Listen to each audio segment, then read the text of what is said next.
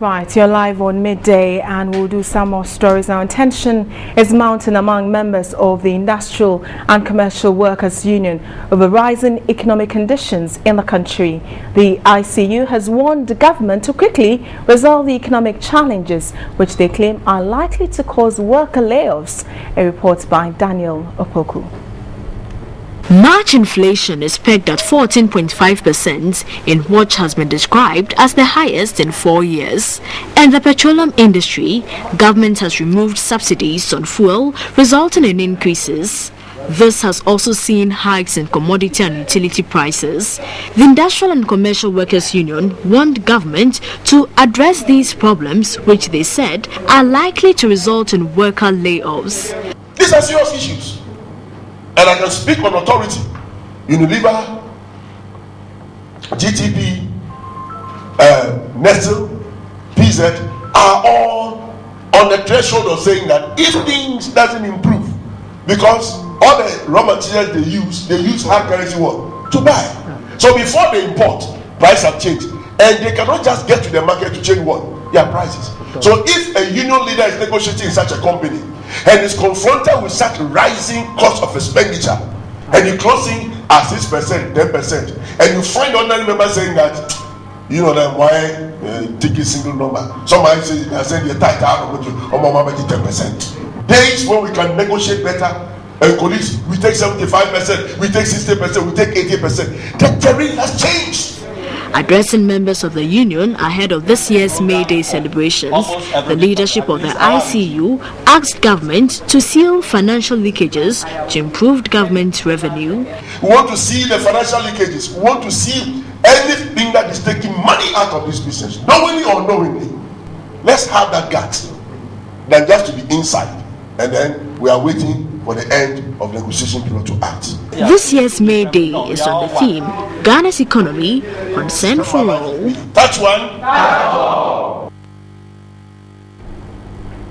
It's Midday live on TV3. You can join us with your thoughts on the story you just watched. There's news on TV3 for Facebook, at news on TV3 for Twitter, or you can go to our website for more. It's www.tv3network.com. But we'll talk more on the issue of economic challenges vis-a-vis the salary increment, the single spine salary. Currently, Labour has given government a 4 days ultimatum, I believe, by May 1st, when we celebrate the Workers' Day, to look at their base pay and also the minimum wage. Can government do that in the face of economic challenges? We've been joined by Dr. Purcell Wise, who is a political science lecturer and also an expert. He comments a lot on these. Doctor, very good afternoon to you. Thank you so much for joining us in our studios. Thank you very much, and nice to be here. Very well.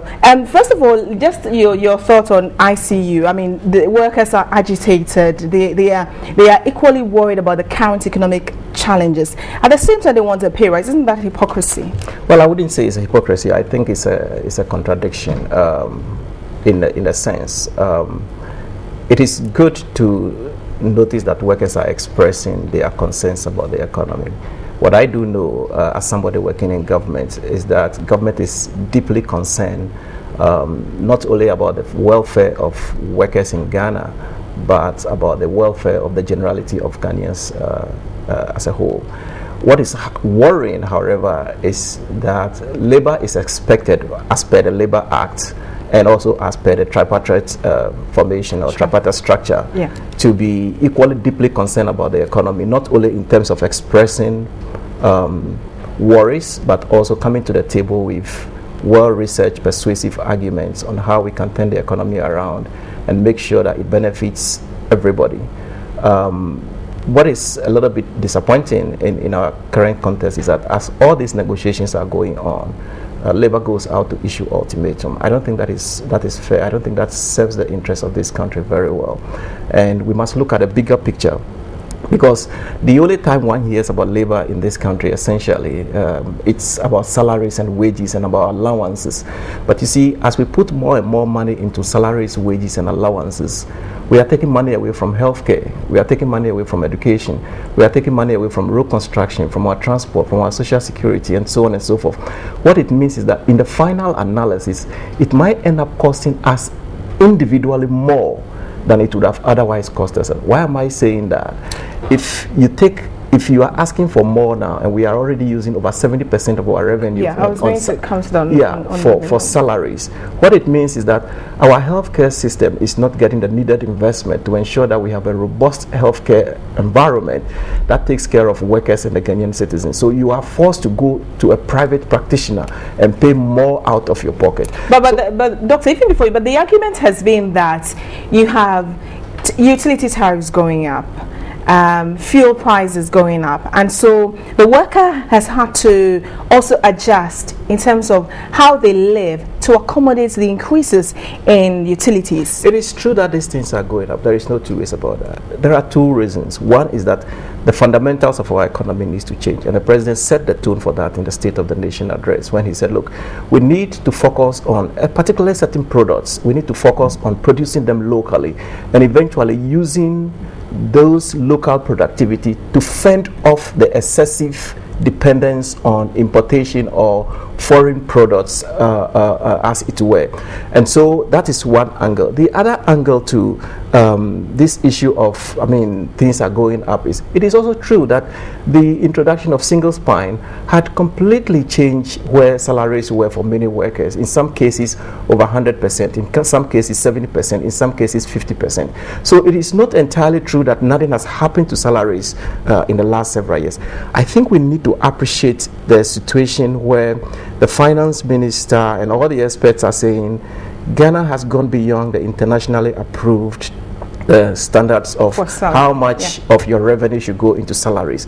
And we must give the government credit for taking the bold step for improving the conditions of workers by implementing that policy. The way to thank government is not to turn around and ask for more. It's rather to say, look, when we were a lower income country, we were getting revenues, we're getting funds from donors and other sources.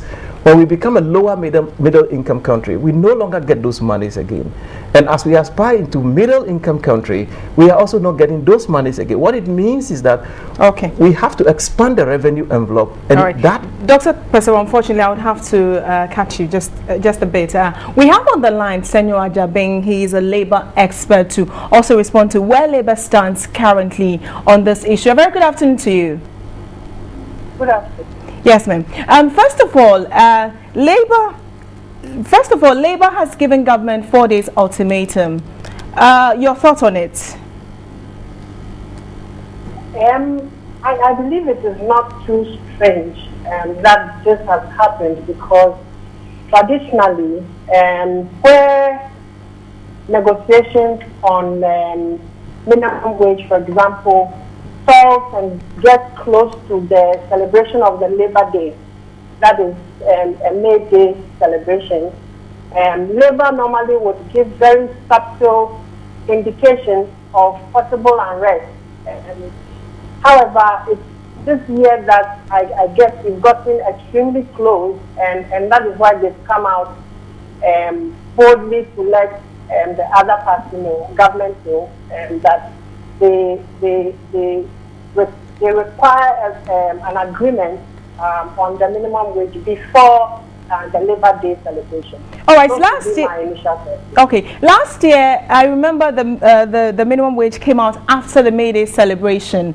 This year, they don't want that. But in the face of economic challenges, would you say Labour is being insensitive to the plight of the economy, not necessarily to government, but to the economy? Well, we will have to interrogate the general posture of the individual worker who Labour represents, and use it to see whether Labour is being insensitive or not. Because in all fairness, the executives and representatives of Labour are but emissaries. They are representatives who project the views of people who have elected them and placed them where they are. So if they are coming out, then we need to also interrogate the the feelings and the posture of the individual workers, and use that to judge as to whether Labour is being insensitive or not. But having said that, I think that it is not generally appropriate for negotiations to be going on and then one party comes out to offer threats and intimidation to the other party. It is an unfair labor practice under the law. But of course, within the circumstances of desperation, sometimes we realize that unions and even sometimes management put the law aside and then they act.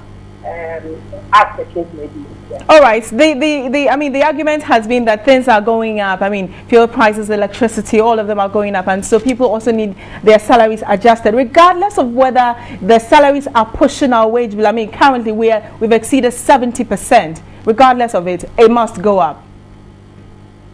Is that what you share? I mean, as an expert. Yes, that argument.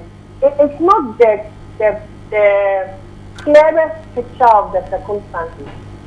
The 73+% of wage bill that is quoted includes pensions and other compensation costs to government. Okay. But truthfully, research has shown that the government wage bill has always been high. So it is not only the implementation of the single spine salary structure that is creating a hike in government wage bill. Okay. But be that as it may, it is very important that we allow the tripartite committee to... Hello? Unfortunately, we've lost Senor Ajabenda. He's a labor expert trying to help us understand, where labor stands and what governments can do to resolve the current, the seemingly tension growing. We have in the studio Dr. Kwesa White, who's also been giving us his own thoughts on it. Has government even engaged labor? Because what we heard was that negotiations going on for several months now on this single spine. Not only on the single spine and then the way forward, but also on the minimum wage. And I think that the negotiations have basically been going on within the tripartite framework, and of course within the legal parameters of the country. And so none of the parties was expected or is expected to have gone out to actually threaten the other. But the thing we have to keep in mind is that oftentimes we tend to forget that when TUC and for that matter the other organized labor movements are making these demands, there are millions of other workers who are not organized and they are in the informal sector.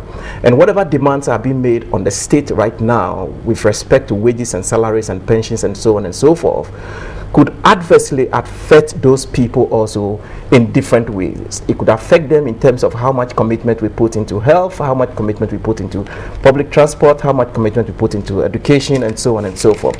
And so my view really is that labor needs to take a long-term view.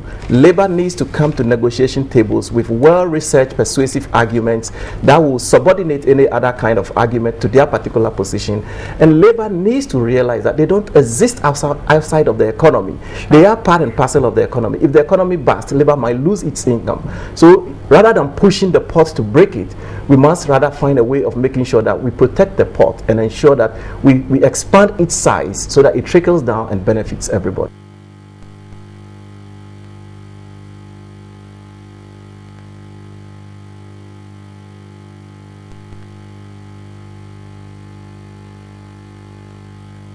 and the economy bursts, they will lose their income. What do you think about the online? What do you think about it? Go to our social media platforms and share your thoughts with us, and I'll be very happy to read them, to share them with the rest of the world. Thank you again for coming to our studio now.